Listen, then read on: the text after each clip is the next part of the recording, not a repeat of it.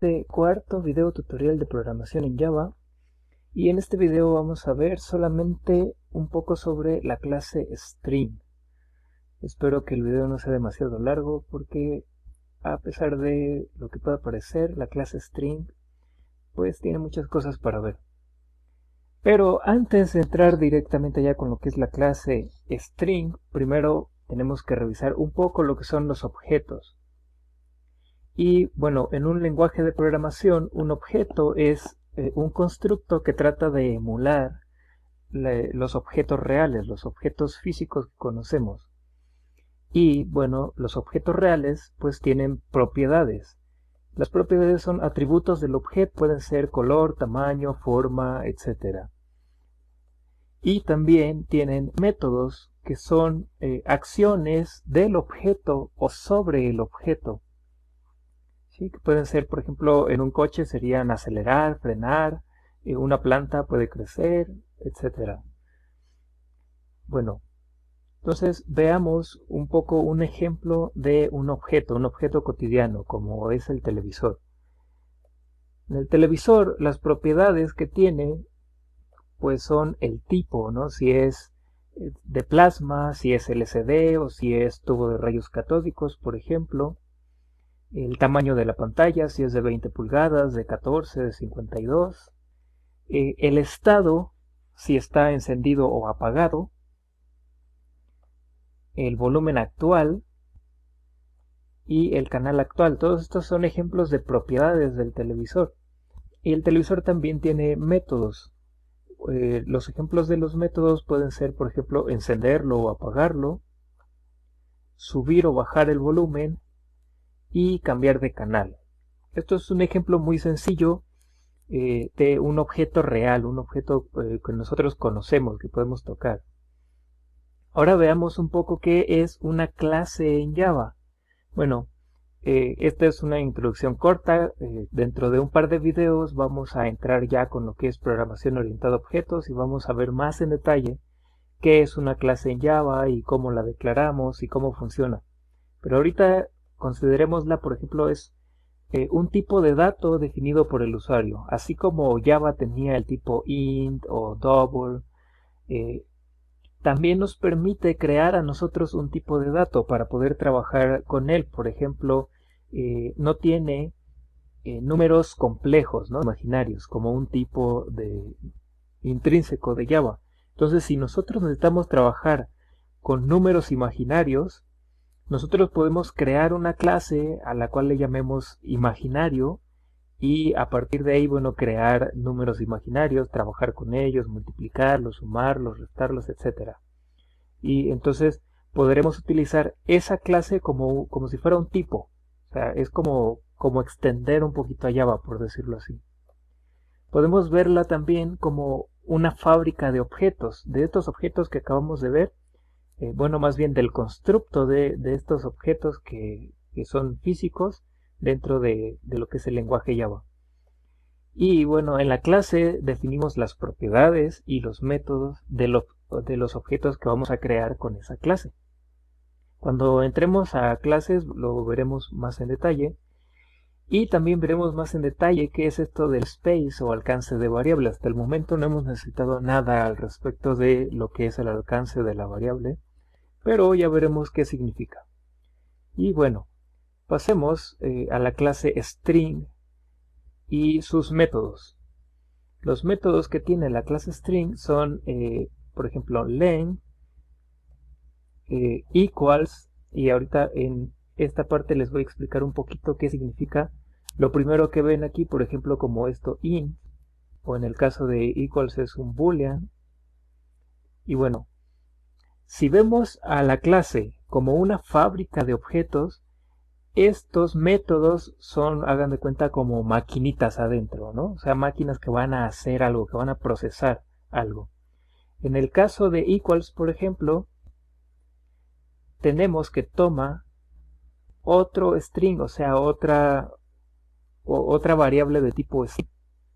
Lo va a procesar con este método equals y nos va a dar un resultado que va a ser ese boolean. En este caso, el equals lo que hace es toma una cadena, la compara con la cadena actual, con el string actual que estamos trabajando, y nos arroja el resultado de si es igual o no es igual. Por eso es un boolean. Recuerden, true es que es cierto, que sí sería igual ese otro string al string actual, y false sería pues que es diferente. Len, en este caso, no toma nada, simplemente toma la cadena actual que estamos trabajando, el string actual, y nos dice su longitud. ¿Ok? Otro método, por ejemplo, tenemos equals ignore case.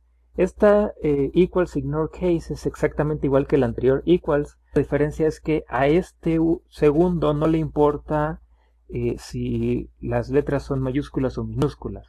¿Sí? O sea, por ejemplo, puedo escribir mayor todo con mayúsculas y compararlo con un mayor todo con minúsculas, y en el primero el equals solito nos daría false porque no son iguales, una es mayúscula y la otra es minúscula. Pero en el segundo equals ignore case nos diría que es igual, o sea, la palabra es exactamente la misma, lo único que difiere son las mayúsculas y las minúsculas, pero a ignore case no le importa. String to lower case.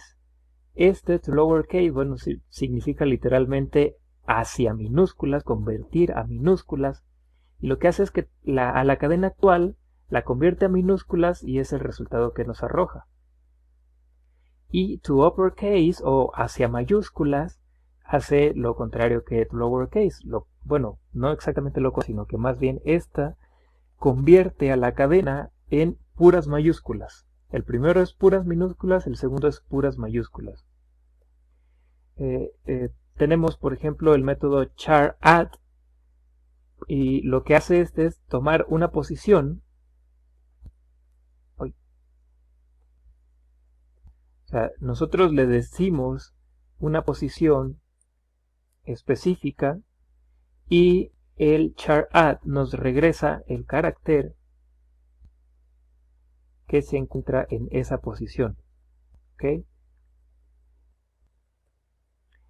Y tenemos por ejemplo, el método substring, que lo que hace es regresarnos una subcadena, un substring, y nos va a regresar la cadena que se encuentra a partir de el inicio que nosotros le marquemos.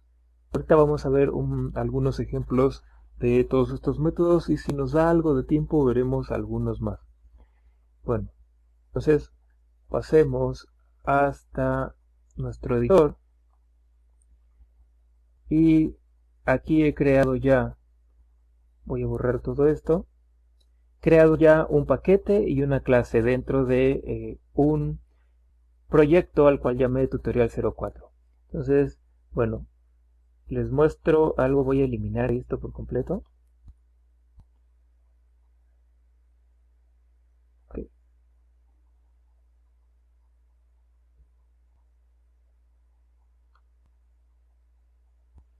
Y bueno, ya saben cómo crear el proyecto, darle un nombre, y Eclipse, si está trabajando con Eclipse, les genera automáticamente la carpeta src. Entonces, en Eclipse, recuerden que nos íbamos a New y le dábamos un package y después nos creábamos una clase, pero también podemos ir directo a clase y dentro de clase le decimos el nombre del paquete.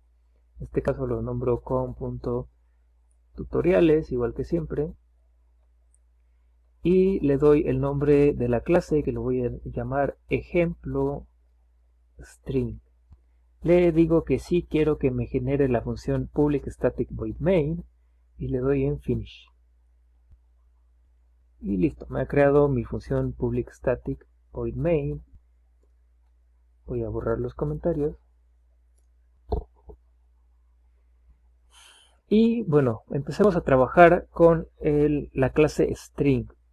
¿Cómo declaramos una variable de tipo string? Es igual que como lo hacíamos con, por ejemplo, el int o el double. Simplemente escribimos así string con S mayúscula al comienzo y le damos un nombre a nuestra variable. Por ejemplo, yo le voy a llamar un nombre, así literal. Ok. y listo, ya tenemos nuestra variable declarada. También podemos inicializarla como hacíamos con las variables de tipo entero o de tipo punto flotante, y le damos le damos un valor de entrada, por ejemplo Adrián. ¿Ok? Esta es una forma.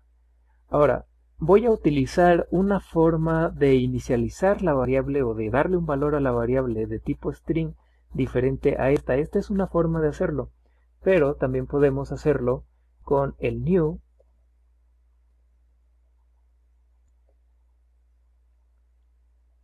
y le damos el argumento, que es de hecho la forma en la que vamos a estar creando los demás objetos. String tiene la propiedad de que podemos asignarle directo, así, para comillas, y lo que le queremos poner de valor. El resto de los objetos, la mayoría, necesitan este operador new y string. Cuando damos clase vamos a ver un poquito más de esto. Pero bueno, ya tengo mi variable de tipo string llamada nombre. Vamos a imprimirla.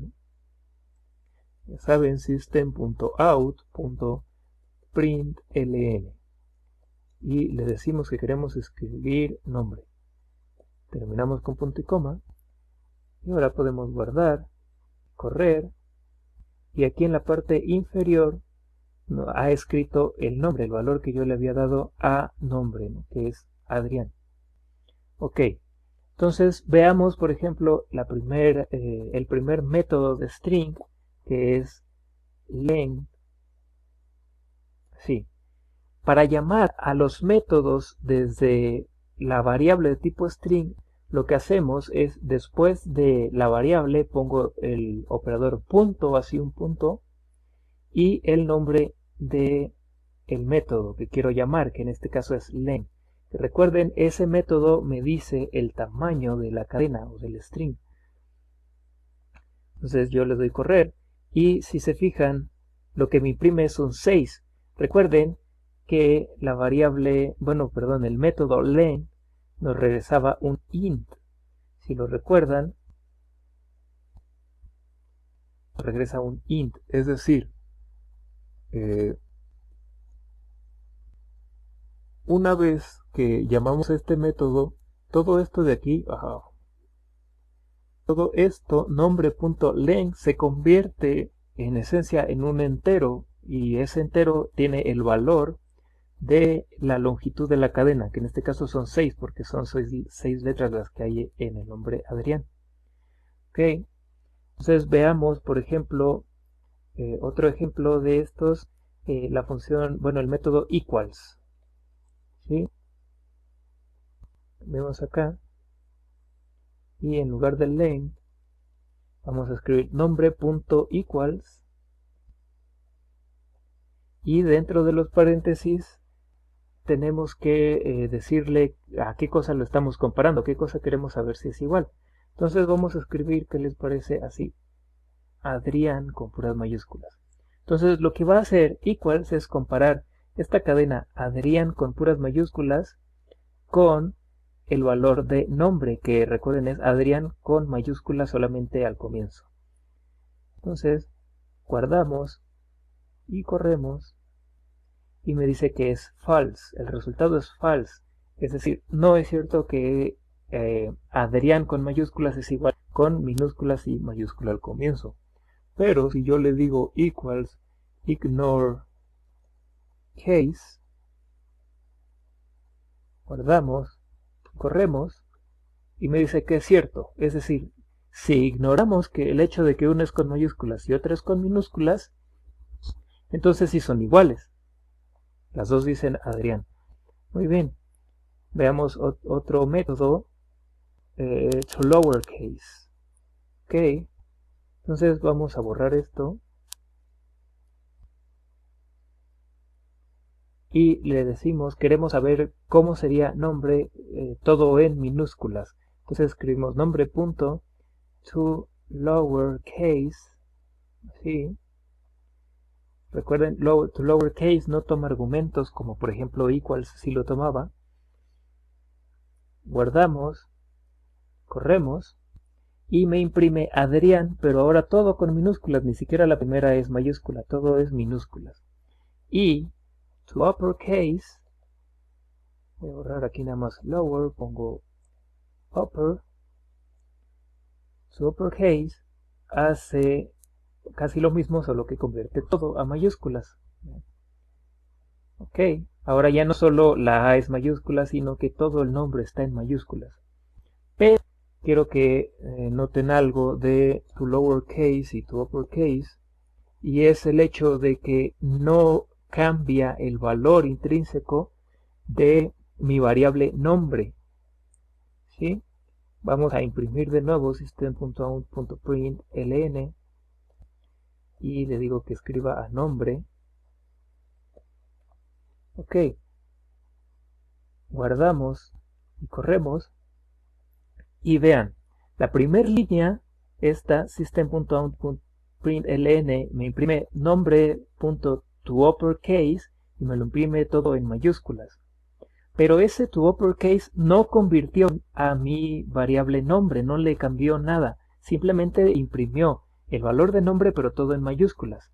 ¿Okay? Una vez que yo vuelvo a imprimir nombre, pues mi nombre está tal cual era el original, que es Adrián solamente con mayúsculas al comienzo y lo demás en minúsculas. ¿Ok? Entonces, ¿qué pasa si yo, por ejemplo, quiero, o cómo le hago para que nombre se convierta a mayúsculas, es decir, que ya tenga ese valor de mayúsculas? Bueno, una opción es, por ejemplo, reasignarle, decir que ahora nombre va a ser igual a lo que es el valor nombre punto to uppercase.